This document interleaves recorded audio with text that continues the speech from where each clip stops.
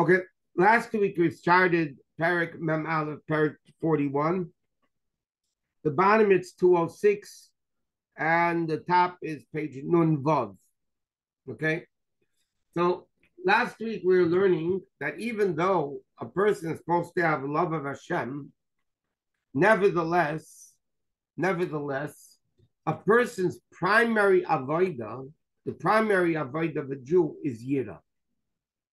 Because awesomeness of the king is the beginning. Reishis Chachma Yiras Hashem. The beginning of wisdom is Chachma to Hashem. So it doesn't. So the awesomeness of Hashem needs to be felt that because that's bittul, that's humility. Love is not such a level of bittul. Love, I love. There's a me that loves. You know, like they say, people tell you, oh, I love chicken. You know, I love chicken. So they say, yeah, you love chicken. Is that what you do to somebody, something you love? You kill them and you fry it and you cook it and you bake it. That's what you do to something you love. You don't love chicken. You love yourself. And chicken tastes good. So therefore, you don't love chicken. If you love chicken, why are you killing it and broiling it or roasting it or cooking it, whatever? You love yourself. So Chassidus explains, by Ava, the Alter Rebbe says it earlier in Tanya, even a tzaddik gomer that loves Hashem with the highest level is still yesh misha oyed. It's still somebody who loves. It's not complete humility. Yira, Alter Rebbe says, is more. It's more bittul. And therefore he says a person has to meditate into the way Hashem is so infinite, and yet when a Jew does a mitzvah, Hashem comes down to him. And now the Rebbe is explaining, according to the way the Rebbe explains, that's not only that Hashem is generally speaking bestowing his kingdom over us, but even every individual Jew. And this is this is one of the 12 psukim that the children say. And it's interesting, this is in Chitas, in a leap year, this is on the day of Yud Aleph Nisan, the Rebbe's birthday. What does the Rebbe say? It says like this, V'nei, a person needs to realize the following. Hashem needs of olav, Hashem is standing over him, and the whole world is full of his glory. And yet Hashem looks upon him, and seeks out, searches his range, meaning like the kidneys and his heart, if you serve him properly. Here the Rebbe is saying a remarkable concept. It's not only that a Jew in his meditations realize Hashem is king over the world, he needs to realize that this level of godliness is in a personal matter. That's where the Rebbe explains it.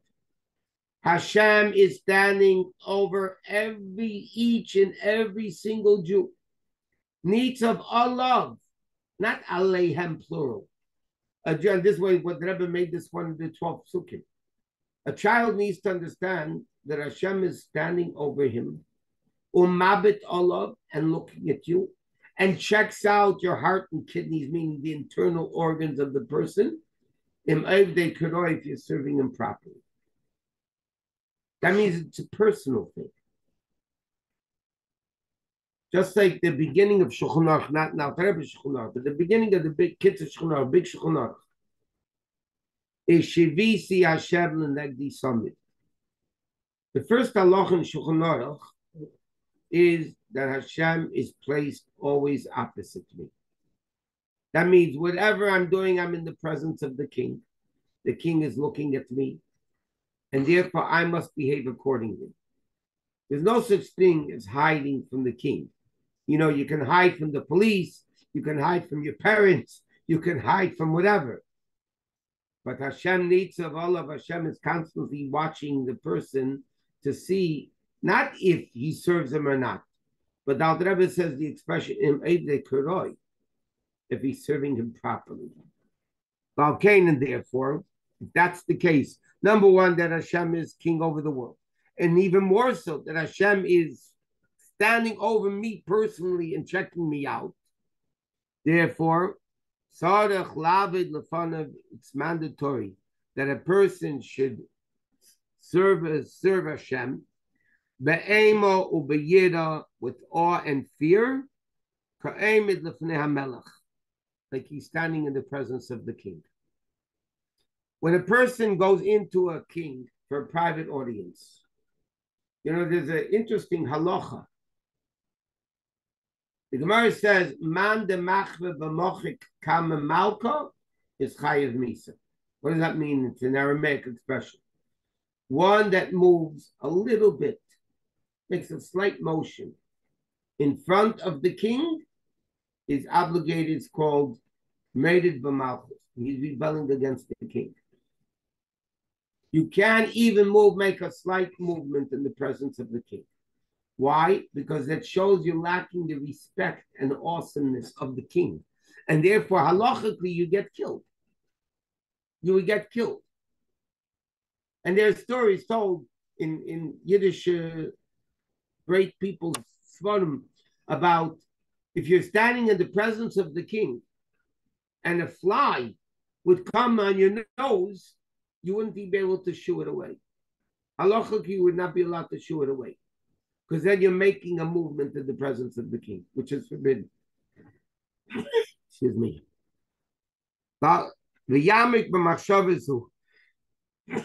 Excuse me.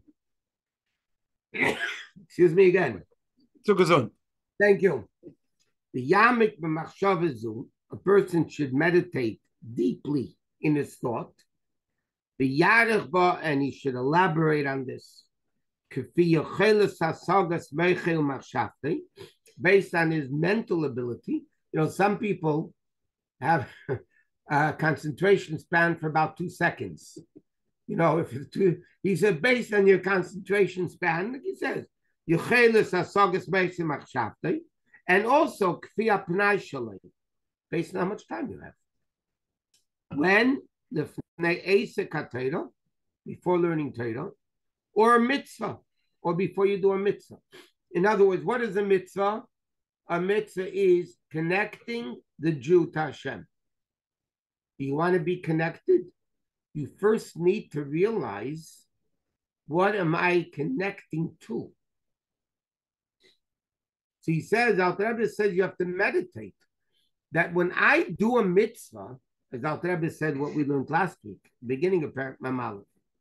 When I do a mitzvah, this unbelievable, awesome God that's running the physical universe and the spiritual universe is leaving everything that he's doing, and he's coming and joining with me when I learn Torah, do the mitzvah. The Gemara says, Kol HaKeira V'Sheina, whoever reads Chumash or learns Mishnah, HaKadosh Baruch Hu Keira V'Sheina connected. God is sitting opposite you, standing, learning the same thing you're learning. See, Alter Rebbe is saying you have to meditate. When I learn Torah, or I'm doing a mitzvah, like he says before putting on towels and tefillin, what's actually happening is Hashem is leaving everything in the whole universe, physical and spiritual, and he's coming to be one with me. That meditation is an awesome meditation that will never, ever allow a person to do something wrong. It's just impossible. And he says, like before putting on talis and tefillin. And the Alter Rebbe is going to explain why he's choosing the concept of talis and tefillin. But Gam Yizbeinin, the person should also meditate and realize that this revelation of godliness, Haseviv Kolalman, that encompasses the world, or Memala Kolalman, and permeates the world. We mentioned last week, just like the neshama comes into the body, so there's a general life that everything's alive, and that the head and the foot are equal, and then there's the detailed life that the neshama gives, the functioning of the neshama. So the same thing in the godliness in the world. There's the way God, everything exists. That's Sefer Kol Almin. And Mamalo Kol Almin. Urotzen ha'elyon, this is the will of Hashem. Is malubish ba'esis v'chochmas ha'teira. This power of Elokus is revealing, dressing itself into the letters of Torah, or betzitzis or tefillin, or by tzitzis tefillin, any mitzvah really. Ubekriyase, and therefore when you read Torah, or belevishase, or when you're putting on talis and tefillin, what happens? Umamshich ere yizbarich olav. He brings down this level of godliness upon himself. Hainu al chelek elokam mimal, and this level of the neshama, which is a part of God from above. Shabesech gufay, which is in his body. Licholo v'libatel be'eri is perfect to become one with Hashem. Okay, so in Perek Mem Aleph, the Alter Rebbe is saying this.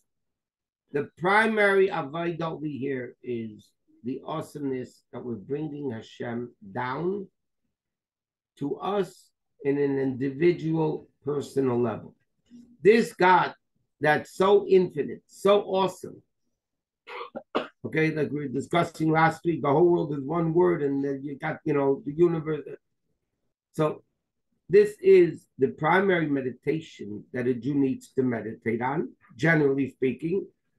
And now he says, what's with tefillin and talis? He's discussing in more detail about talis and tefillin. V'derech prat, in a more detailed way. But tefillin, what should a person meditate when they're putting on tefillin?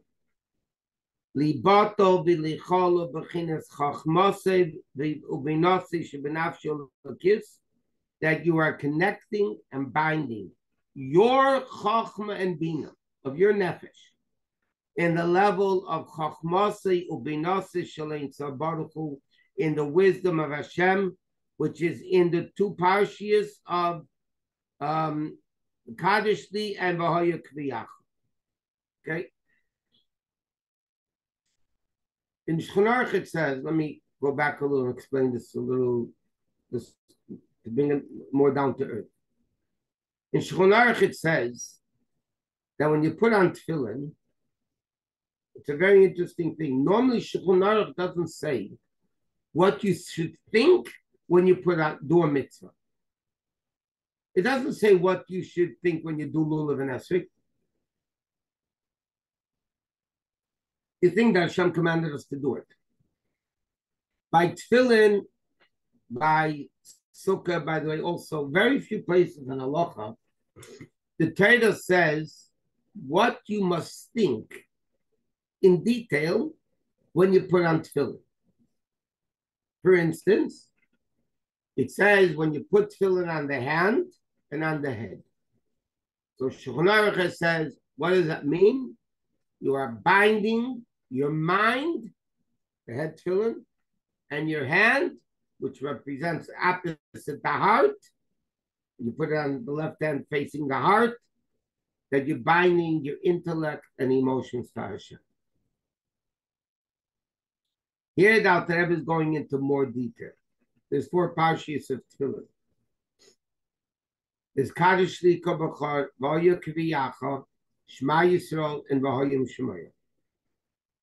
The Alter Rebbe is explaining based on Kabbalah. Kadosh Li is Chachma, V'hoya Kviyacha is Bina, Shema and V'hoyim Shemaya is Midas. The Alter Rebbe is going to elaborate more on this.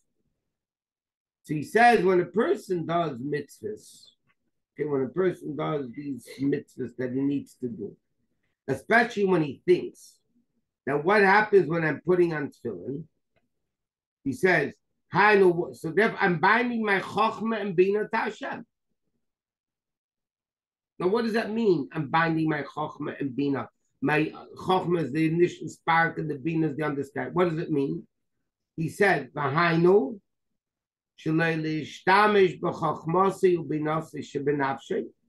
a person meditates that my chokhmah and bina of my soul are not going to be used bilti lahashem levade, only for God himself. What does tefillin mean? He says you put on tefillin, Hashem is coming into your intellect and your emotions, the head and the heart. And this awesome God is leaving everything, and beneath Hashem Nitzavalov, Hashem is standing over you at this particular moment, and he's checking you out. Which means that when a person is putting on tefillin, they are binding their mind to Hashem. No, he's talking about the mind first. What do you mean binding your mind to Hashem? Binding my mind to Hashem means my mind is only exclusively used for godliness. Wisdom of Torah, wisdom of mitzvahs, not to anybody else, not for worldly things. He says, only for Hashem himself, and also to be connected to the level of das, which is, as Alter Rebbe says in Paragimel of Tanya, includes chesed in gevura, which is fear and love, and das elyon, in the level of das of Hashem, God's intellect, which includes within it chesed and gevura, which is in the parsha Shema and V'hoyim Shemay. Meaning, Alter Rebbe is very clear. It's very simple. There's 4 boxes of tefillin: Chochmah, Bina, Chesed, and Gevura, which is really part of Das, but Das includes within it everything. What happens when a person is supposed to be putting on tefillin? They need to have this yira of Hashem, the fear of Hashem. Again, not fear that he's going to hit me, but lightning is going to come out and strike me. The awesomeness of Hashem, that Hashem is this awesome God of creating the universe and the spiritual, physical universe. And yet Hashem, when I do a mitzvah, leaves everything that he has and he comes, stands over me and he checks me out. So what am I doing about it? He says, when a Jew learns Torah, they're connecting to Hashem's wisdom. They're putting on tefillin, they're connecting to Hashem's wisdom. They're binding. Mitzvah means binding. They're binding themselves to Hashem. What does that mean in practical language? If I'm bound to you, then I can't be anywhere else. If I'm not bound to you, then I could be wherever. Okay? You have, for instance, the covenant between Hashem and the Jews, or the covenant between a man and wife. Between husband and wife, the covenant that's called marriage means we're bound to each other. There's no going anywhere else. There's nobody else. We are bound to each other. That's the bris that a Jew makes with Hashem. When a Jew is about to learn, about to daven, Alter Rebbe says, especially at the time of davening and learning or doing mitzvahs, the meditation is right now I'm binding, I'm in a bond. In a bris, a covenant with Hashem, that my mind is only bound to Hashem. My feelings of love and fear are only to godliness, no, nothing else. That impacts the person for 24/7. We mentioned in the past, is a Gemara in Brachos. The famous Rabbi Yochanan said, the Gemara says in Brachos, Alavai, Rabbi Yochanan said, Alavai sheyispalo adam kol hayom kula. It should only be the will of God that a person davens a whole day. Okay? Now, what do you mean davening a whole day? You can't daven a whole day. It means you should be on the level of davening a whole day. Now, the Rebbe explained earlier in Tanya, Gimel, Yedaleh, those parakim about the Beinani, that when a Beinani davens, his Yetzer Hara goes to sleep. It's like the tzaddik that kills the Yetzer Hara. The problem, the difference is by a tzaddik, it stays killed, it stays dead. By a Beinani, after davening, it wakes up. But during davening, it's sleeping. And the Alter Rebbe explained that's why Rabbi thought he was a Beinani, even though he knew he killed his Yetzer Hara. But he thought it wasn't killed. It was like I'm davening a whole day, so my Yetzer Hara is sleeping a whole day. But anytime it can wake up. What Rabbi Yechon is teaching us is it should only be a person should be on the level of davening, tefillah, which means binding, connection, judgment, the various different interpretations of the word tefillah. That a person should be connected to Hashem a whole day. This meditation that Dr. Rebbe is talking about now is like it says in Shulchan L'shabet alev ha'mayach, to bind your mind and heart to God. That's tefillah. Uvatif is talis, and when you put on talis, what should you think? Bashakaz the desire, like it says in the Zohar, lahamshich all of malchusay, to bring Hashem's kingdom and sovereignty over him.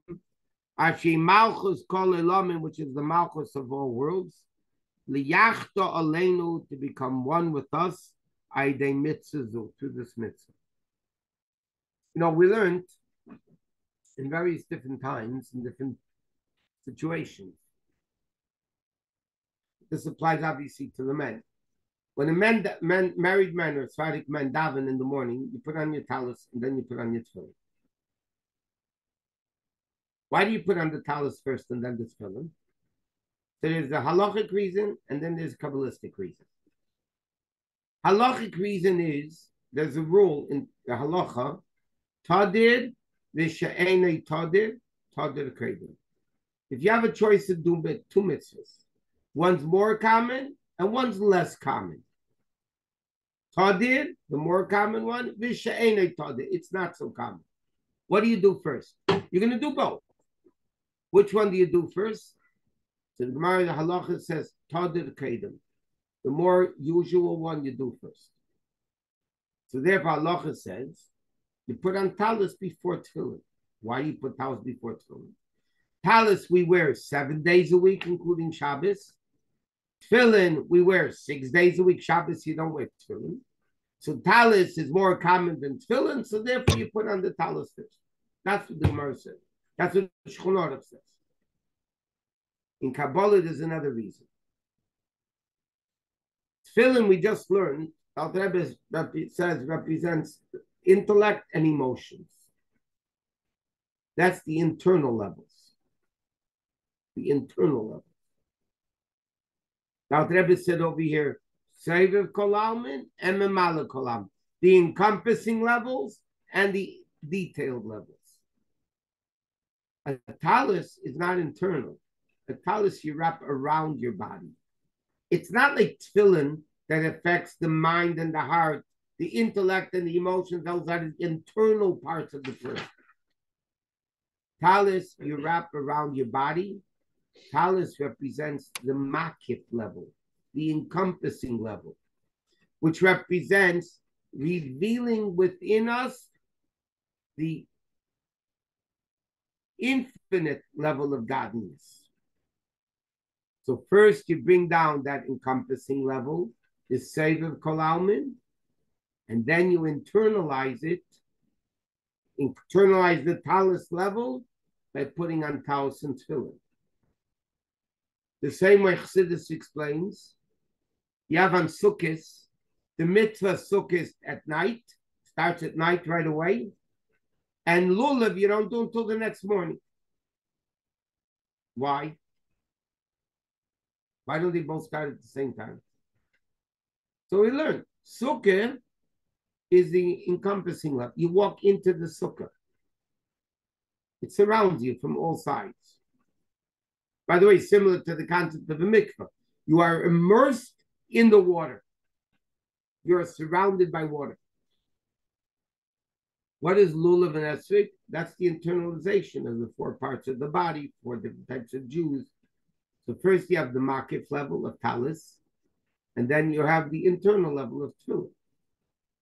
So Rebbe says, when you're putting on talis, what do you think? Like it says in the Zohar, you are bringing down the infinite sovereignty of Hashem in a makif way to become one with us through the mitzvah.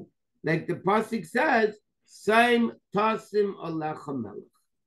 You should put the king over you. The king is your king, telling you what to do. You are completely subjugated, nullified, non-existence in the presence of the king. Any slight motion is the death penalty. So that's what we do. We put on talis. We bring down this awesome love of Hashem. Then we internalize it by putting on talis and tefillin, the intellect, the emotions. And then that's the meditation. Now, the Rebbe is explaining. We're going to stop here because now he starts a new thing. Now, the Rebbe is saying this is the meditation of yira, of fear of Hashem, that a person needs to meditate on, realize on, and then they have this ultimate strong binding connection with Hashem. And then they become one with Hashem. Okay, we're going to stop here. Again, Monday night is no class, but next one's going to be will be a class. Until then, everybody have a great Shabbos. This Shabbos is Rosh Chodesh. Tuesday is Gimel Tammuz.